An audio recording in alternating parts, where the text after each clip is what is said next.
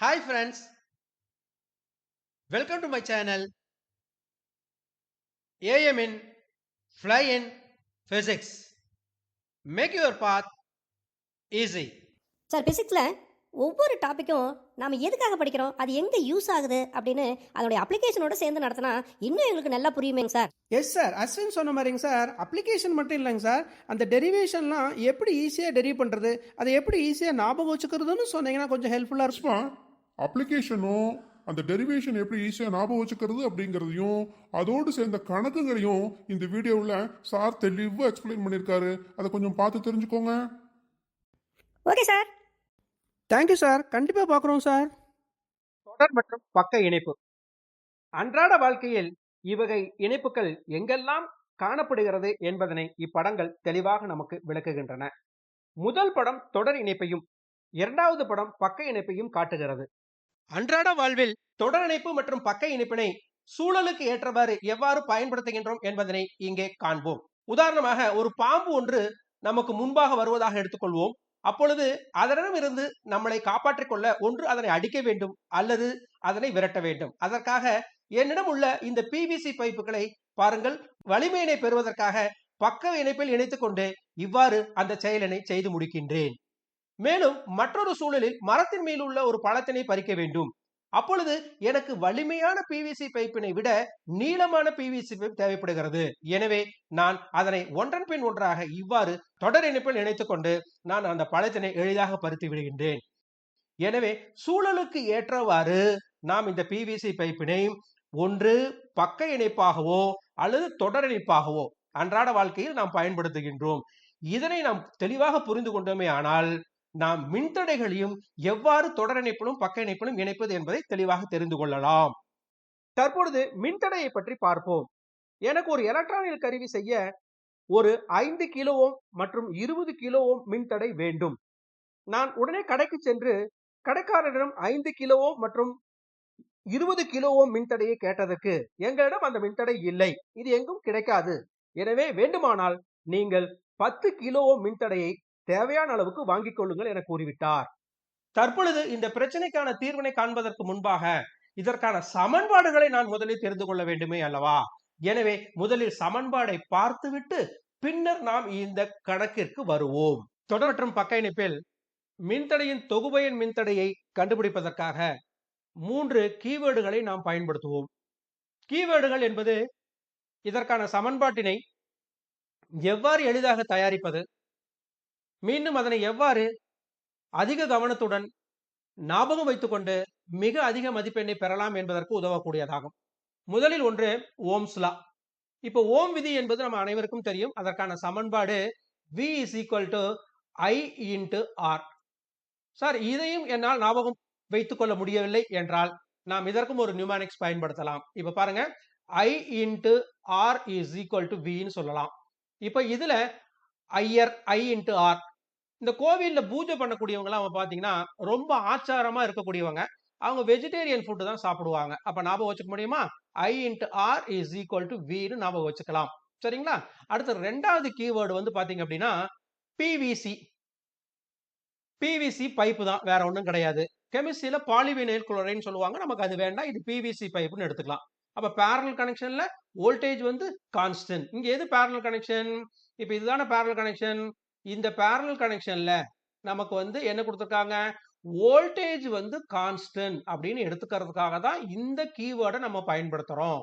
அப்போ எல்லா சர்க்கியூட் வழியாகவும் போகக்கூடிய அந்த பொட்டன்ஷியல் டிஃபரன்ஸ் மின்னழுத்தம் வந்து கான்ஸ்டன்டா இருக்கும்.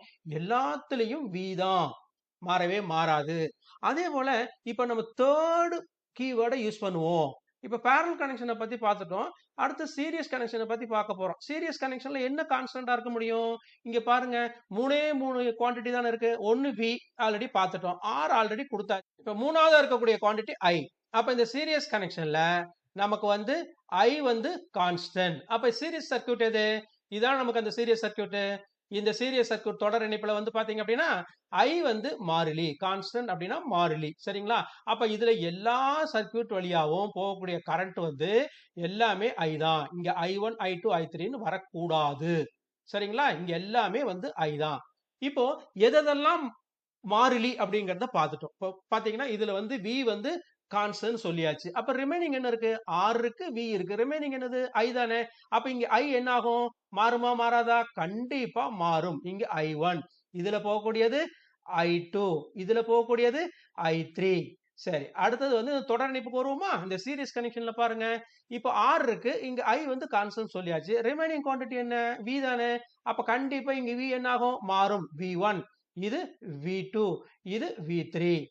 சரிங்களா? இப்போ நம்ம இந்த சர்க்யூட்ல வந்து பாத்தீங்கன்னா இந்த IRV இந்த மூணையும் நம்ம குறிச்சிட்டோம் அப்படின்னு சொன்னா மேஜரான ஒர்க் வந்து முடிஞ்சது. இதுதான் வந்து நமக்கு முக்கியமான ஒண்ணு. இதை நாம முடிச்சிட்டோம் அப்படின்னா டெரிவேஷன் வந்து மிக எளிதாக நம்ம போட்டுடலாம். இப்ப இந்த மூணு குவாண்டிட்டியில வேரி ஆகக்கூடிய குவாண்டிட்டி அப்படின்னு பாத்தீங்கன்னா பொட்டன்ஷியல் தான். அப்ப V is equal to என்ன வரும்? V1 plus V2 plus V3. இதை வந்து ஈக்குவேஷன் 1ன்னு வச்சுக்கலாம்.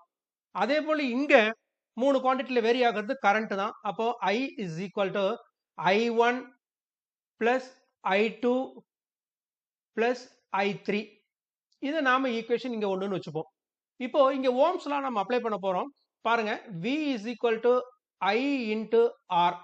அப்ப V1 என்ன வரும்? V1 is equal to, பாருங்க இந்த இடத்துல பாருங்க இந்த மூணு குவாண்டிட்டி இருக்கு. V1 is equal to I into R1 வரும். சரிங்களா? அப்ப அந்த குவாண்டிட்டியை பார்த்துக்கலாம். I into R1.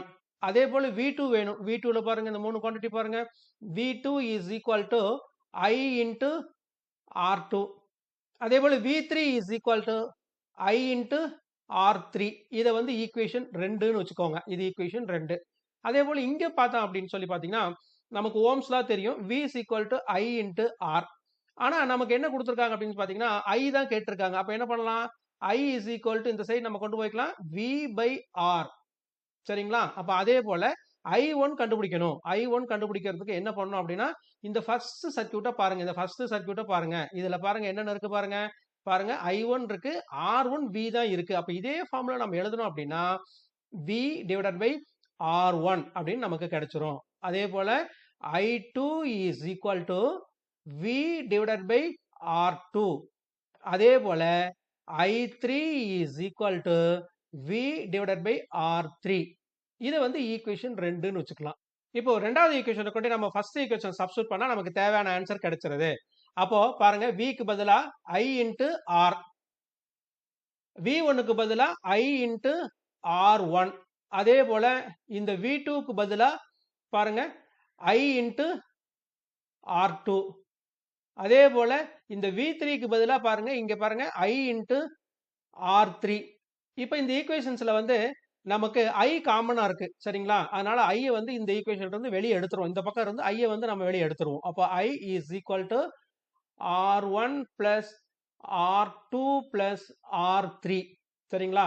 இப்போ இந்த I ரெண்டையும் நம்ம கேன்சல் பண்ணிட்டோம் அப்படின்னு சொல்லி சொன்னா அப்போ R is equal to R1 plus R2 plus R3. இதுதான் ஈக்குவேஷன் 3. இதுதான் நமக்கு தேவையான ஈக்குவேஷன். சரிங்களா? அப்போ தொடர் இணைப்புல தொகுபயன் மின்தடையானது தனிப்பட்ட மின்தடைகளின் கூட்டுத்தொகைக்கு சமம். அதாவது effective resistance in series circuit is the sum of the individual resistance. அதே போல இங்க பாத்துருவோமா? ரெண்டாவது ஈக்குவேஷன் என்ன பண்ண போறோம்? நம்ம கொண்டு போய் இந்த ஃபர்ஸ்ட் ஈக்குவேஷன்ல சப்ஸ்டிட்யூட் பண்ண போறோம். அப்போ ஐக்கு பதிலா நம்ம என்ன எடுத்துக்கலாம்? இங்க இருக்கா? அப்ப பாருங்க V by R. சரிங்களா? அதுக்கு அடுத்தது I1க்கு பதிலா நமக்கு எங்க இருக்கு? இத பாருங்க இங்க இருக்கு. என்ன பண்ணலாம்? V by R1. அதே போல I2 is equal to எங்க இருக்கு? இங்க இருக்கா? பாருங்க V by R2. அதே போல I3க்கு என்ன வரும்? V by R3. இந்த ஈக்குவேஷன்ல V வந்து எல்லா ஃபேக்டர்லயும் இருக்கு. அப்ப V வந்து வெளியே எடுத்துப்போம். அப்ப V by R is equal to V காமனா வெளியே எடுத்துட்டோம் அப்படின்னா ரிமைனிங் இருக்கக்கூடியது 1 by R1 plus 1 by R2 plus 1 by R3. இப்ப இந்த V நாம அடிச்சிருவோம். அப்ப நமக்கு ரிமைனிங் என்ன கிடைக்குது? 1 by R is equal to 1 by R1 plus 1 by R2 plus 1 by R3. தொகுபயன் மின்தடையின் தலைகீழி தனிப்பட்ட மின்தடையின் தலைகீழிகளின் கூட்டுத்தொகைக்கு சமம். இங்கிலீஷ்ல பார்த்தோம் அப்படின்னு சொல்லி பாத்தீங்கன்னா the reciprocal of the effective resistance is equal to sum of the reciprocal of the individual resistance. அதுக்கு அடுத்தது எனக்கு தேவையான அந்த 2 ரெசிஸ்டன்ஸையும் எப்படி கண்டுபிடிக்கிறதுன்னு பார்க்கலாமா? இப்ப முதல்ல எனக்கு 20 கிலோ ஓம் வேணும். அப்ப என்ன பண்ணலாம்? அப்ப தொடர் இணைப்புக்கு சமன்பாடு என்ன? R is equal to R1 plus R2. இப்ப நான் கடையில இருந்து வாங்கிட்டு வந்திருக்க ரெசிஸ்டன்ஸோட வேல்யூ பாத்தீங்கன்னா R1 is equal to 10 kilo ohm, R2 is equal to 10 kilo ohm. 10 kilo ohm மட்டும் தான் கொடுத்தாங்க. அப்ப என்ன பண்ண போறேன் நானு?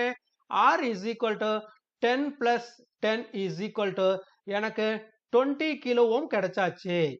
சரிங்களா? எனக்கு 20 கிலோ ஓம் கிடைச்சாச்சு. இதை வந்து நான் எலக்ட்ரானிக் சர்க்யூட்ல நான் ஃபிக்ஸ் பண்ணிக்க போறேன். அதே போல இங்க ஃபார்முலா என்ன? 1 by R is equal to 1 by R1 plus 1 by R2. இங்க நான் கடையில இருந்து வாங்கிட்டு வந்த ரெசிஸ்டன்ஸோட வேல்யூ பாத்தீங்கன்னா R1 is equal to 10 kilo ohm, அதே போல R2 is equal to 10 kilo ohm தான். வேற எதுவுமே எனக்கு கிடைக்கல. அப்போ என்ன பண்ணலாம்? 1 by R is equal to R1க்கு பதிலா 1 by 10, அதே போல R2க்கு பதிலா 1 by 10. அப்ப நாம என்ன பண்ணலாம்? 1 by R is equal to 10 நம்ம காமனா எடுத்துட்டோம் அப்படின்னா இங்க மேல 1 plus 1 நமக்கு கிடைக்கும். is equal to 2 by 10. இதுதான் ஆன்சர் நம்ம நினைச்சிடக்கூடாது. பெரும்பாலான மாணவர்கள் இந்த இடத்துல தான் தப்பு பண்றோம். இது வந்து 1 by R இனுடைய மதிப்பு. அப்ப ரெசிப்ரோக்கல் எடுத்தோம் அப்படின்னா R ஓட வேல்யூ பாத்தீங்கன்னா 10 by 2. சரிங்களா? நமக்கு தேவையான வேல்யூ 5 கிலோ ஓம் இங்க கிடைச்சாச்சு. இப்படித்தான் நாம என்ன பண்ணிக்கணும் அப்படின்னா சூழ்நிலைக்கு தகுந்த மாதிரி நாம நமக்கு சீரியஸ் கனெக்ஷன் வேணுமா, பேரல் கனெக்ஷன் வேணுமா அப்படிங்கறத நம்ம முடிவு பண்றோம். உங்களுக்கு ஒரு ஹோம்வொர்க் கொடுக்குறேன். இந்த ஹோம்வொர்க்கை போட்டுட்டு எனக்கு கமெண்ட்ல சொல்றீங்களா? இதுல 2 கணக்கு கொடுக்குறேன் பாருங்களேன். ஒரு 35 கிலோ ஓம் எவ்வாறு நாம வந்து ரெடி பண்றது இதை வச்சுக்கிட்டு, அதே போல 2வது சம் வந்து பாத்தீங்கன்னா ஒரு 25 கிலோ ஓம் வந்து எப்படி வந்து நாம வந்து இந்த சீரியஸ் கனெக்ஷன் பேரல் கனெக்ஷன்ல அடாப்ட் பண்ணி பண்றது அப்படிங்கறத போட்டுட்டு எனக்கு கமெண்ட்ல சொல்லுங்க. அடுத்த வீடியோல இதே போல ஒரு மின்தேக்கியை எவ்வாறு தொடர் இணைப்பு மற்றும் பக்க இணைப்புல இணைக்கிறது அப்படிங்கறத பத்தி நம்ம பார்க்க போறோம். தேங்க்யூ.